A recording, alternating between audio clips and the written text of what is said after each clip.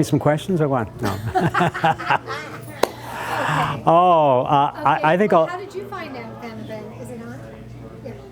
Yeah. How did I find out about the open mic at Hot Shots? Well, I guess I was invited by a friend to just come by and watch, and I found myself one night up singing with one of the guys here, Phil, and he said, "Oh, it was great, you know, come on up and do you play?" And that's so it sort of developed from that first getting on stage. Now I've done some earlier on, maybe a few years back.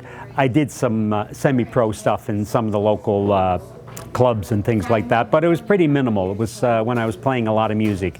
And I've gotten back more into music over the last few years. And you know, kitchen party is something different than an open mic, because as Sid said, having the PA and having the lights, it takes it up a notch. And it's a different sound when you're singing through a PA, and sometimes when you first start doing it, it sounds different, and that can kind of catch you unaware, which interferes with your performance.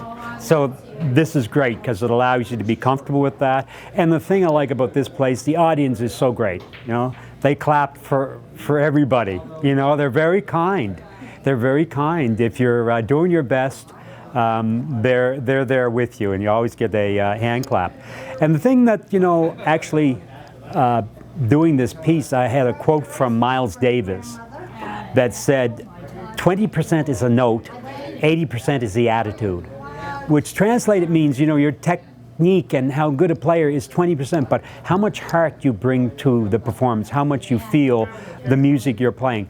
That's the important part. And hey, who's gonna question Miles Davis, hey, when he says something like that? So it's a great place. It's I like it too when somebody jumps up on stage and you're singing a song and suddenly you got somebody singing along. That's a little bit of a challenge too, because at first it might throw you off. You might say, oh, what's going on here? But you become comfortable with that, and that's part of the growing experience of being a performer, something happening on stage or in the audience, and you're still doing your thing, you're still performing that song. And I really believe, another musician said to me, that in the arts, all the arts, at least the performing arts, somebody singing a song that they really feel is perhaps one of the most powerful art forms, performance art forms there is. And he may be right in that sort of thing. It's certainly, music is the most popular art form, and you know, it's rock and roll and is bigger than all the professional sports in sort of, you know, gross of money made. So it's enormous, the amount of and the amount of audience there is for music. And I think today, as things become more artificial with everything, whether it's our homes, the way we make our living, computers, everything with technology, is that people are looking for something, let's say, organic, something real. And a music performance, somebody with a guitar and his voice, it's pretty simple, it's real, eh?